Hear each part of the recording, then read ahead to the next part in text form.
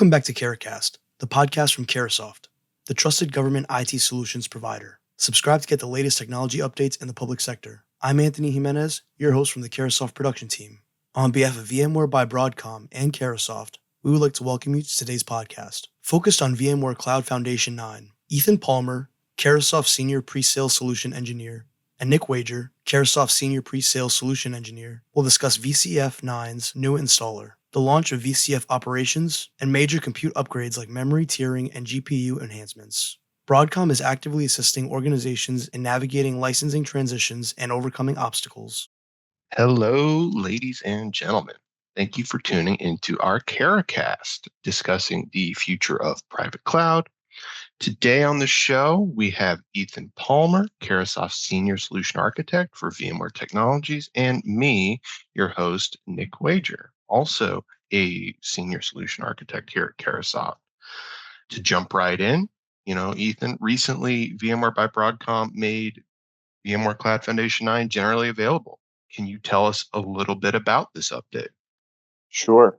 So VMware Cloud Foundation 9 is the latest flagship release of VMware's private cloud platform, and this represents a massive leap in technology and the integration of their platform.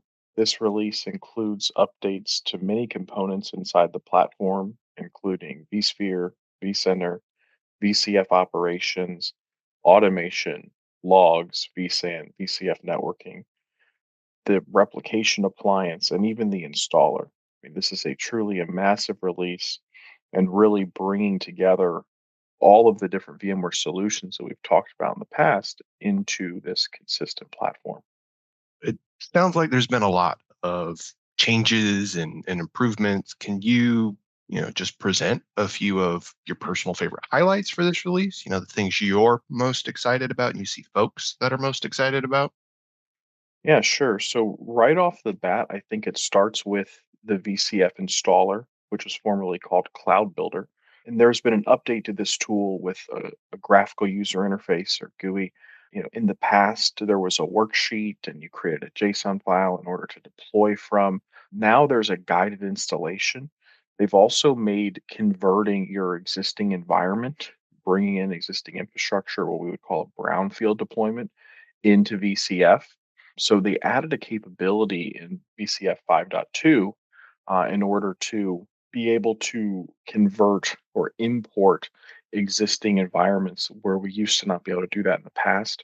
But now they've taken away even more restrictions, and they've actually made it easier for folks who already have VMware deployments to bring their environments or existing environments and infrastructure into VCF so that they can take advantage of all of the goodness of that platform.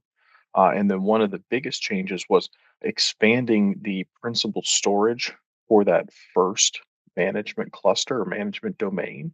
So now, in addition to vSAN, there is NFS or fiber channel support.